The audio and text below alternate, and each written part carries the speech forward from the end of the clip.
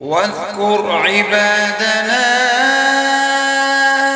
إبراهيم وإسحاق ويعقوب أولي الأيدي والأبصار إنا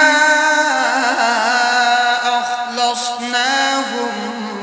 بخالصة ذكر الدار وإنهم عندنا لمن المصطفين الأخيار واذكر إسماعيل واليسع وذا الكفل وكل من الأخيار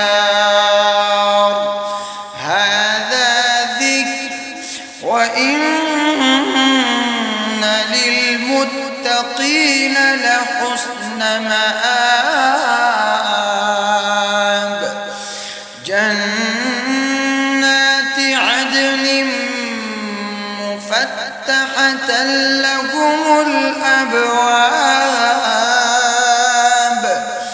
متكئين فيها